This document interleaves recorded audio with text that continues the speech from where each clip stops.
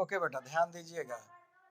देखिए अगला पॉइंट इसमें कल के बाद का point, the feeling of the Muslim and common people. ये सोशियो रिलीजियस काज वाला हेडिंग है, जिसमें कि हिंदू और मुस्लिम की common feeling of were greatly hurt, बुरी तरह से प्रभावित हो रही थी। When the name of Mughal king were removed from the coins minted by the company.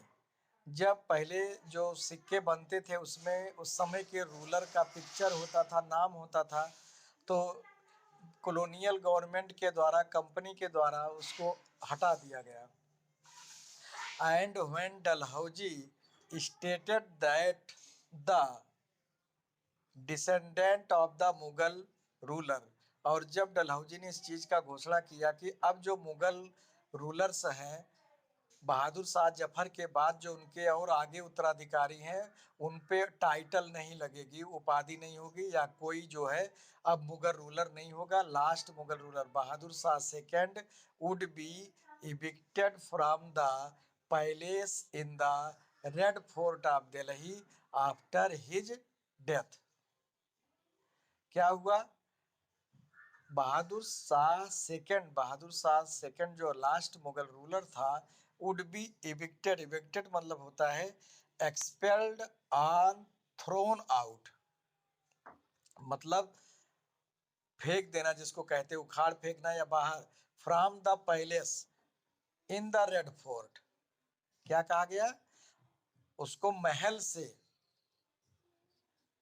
हटा दिया गया।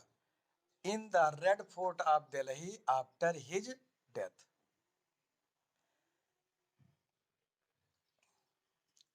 बहादुर Shah second was to be the last Mughal ruler. और ये भी हुआ कि बहादुर शाह सेकेंड जो है अंतिम मुगल रूलर यही रहेगा। लॉर्ड कैनिंग डिक्लेयर्ड इन 1856, 1856 में लॉर्ड कैनिंग जो गवर्नर जनरल था, उसने डिक्लेयर कर दिया कि अंतिम मुगल रूलर अब बहादुर शाह ही है, उसके बाद कोई नहीं होगा।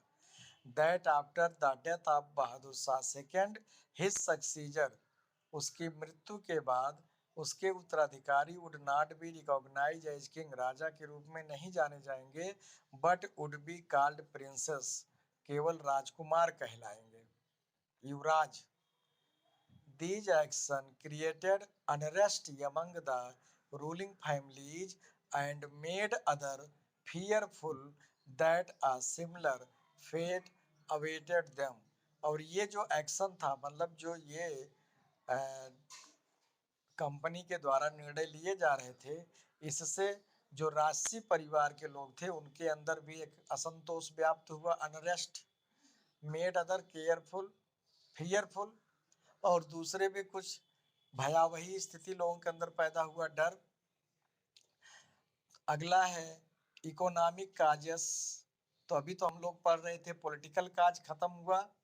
दूसरा आर्थिक काज, डिसकंटेंट यमंग पीजेंट और आर्टिसंस, हमारे किसानों और कामगारों के बीच जो असंतोष पैदा हुआ। आपको बताया गया था पहले ही कि before British period Indians peasant और इंडियंस आर्टिसंस, हमारे जो क्राफ्ट्समैन थे, बीवर्स, पॉटरी मेकर्स या अदर ब्लैक स्मिथ, ये सब सेल्फ सफिशिएंट थे। गांव मतलब ये अपना आत्मनिर्भर थे, अपनी जीविका ये चलाते थे, अपना सामान बना के बेच के एक्सचेंज करके, और आराम से इनकी जीविका चलती थी। बाद में जब पहले तो डी इंडस्ट्रियलाइजेशन हुआ, पढ़ाया गया आपको उधर पहले चैप्टर में, हमारे इंडस्ट्रीज को इन लोगों ने समाप्त किया। फिर री इंडस्ट्रियलाइजेशन हुआ, जब फैक्ट्री मेड सामान होने लगे तो भी इनके दो धंधे नष्ट हो गए। तो वही इसमें है कि another important cause of discontent was the British policy of economic exploitation of India, which affected all sections of Indian society। Bharatiya Samaj के सभी वर्गों में इसका असर पड़ा। The self sufficiency of the village economy, जो गांव की आत्मनिर्भरता थी वो समाप्त हो गई। Due to the commercialisation of agriculture, जो खेती का व्यापारीकरण हुआ।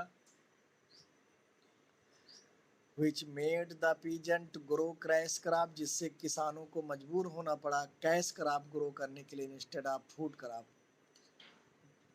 The peasant were subjected to inhuman operation, अमानवीय व्यवहार उनके साथ किया जाता था. And made to sell their crop at nominal prices, और उनको अपनी फसलों को एक सीमित दाम पे, फिक्स दाम पे बेचना पड़ता था. दूसरा है बोथ द पीजेंट एंड जमींदार वर डिससेटिस्फाइड, किसान और लैंडलॉर्ड सब लोग असंतुष्ट थे रेवेन्यू पॉलिसी से, राजस्व नीति से. They were again the high taxes, जो ज़्यादा से ज़्यादा कर वसूला जाता था, राजस्व वसूला जाता था, उससे अगेंस्ट थे, उसके विरुद्ध ये लोग थे. Hires method of revenue collection, मतलब फसल अच्छी नहीं हुई तब भी रेवेन्यू देना पड़ता था. और जमींदार भी पहले तो ये उनके एक तरह से ब्रिटिश के रूप में काम किए, लेकिन बाद में ये भी प्रताड़ित होना शुरू हुए. अगला क्या,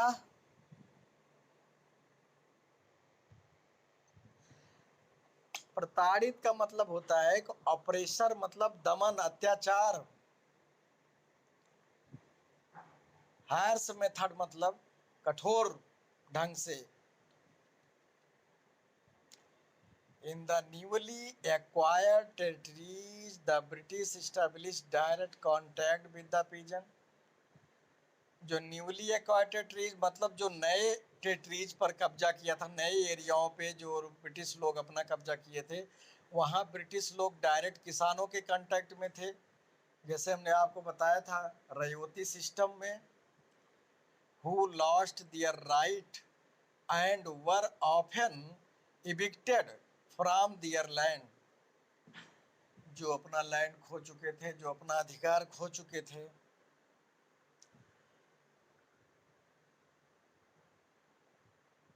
Many ryots found themselves in the, और इस तरह से बहुत से रयोत माने कल्टीवेटर्स अपने आप को clutch of the merciless, the merciless money lender. क्या फील करते थे वो? मर्सीलेस मतलब दयाहीन, अर्थात क्रूरल, निर्दयी मनी लेंडरों के हाथों की कठपुतली. क्लच का मतलब होता है कि हाथ में बिल्कुल क्रैप, केकड़े जैसा फंस जाना.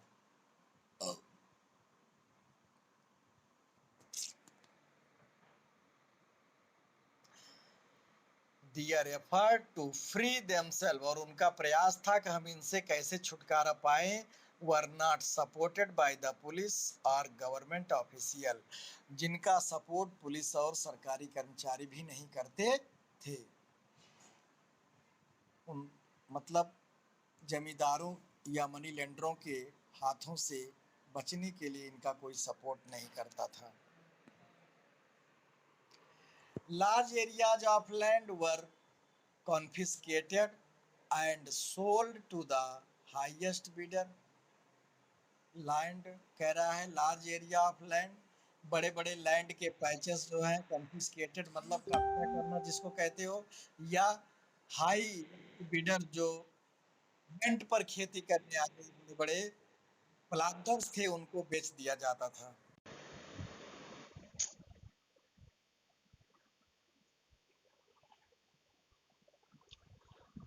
डिस्कनेक्ट हो गया.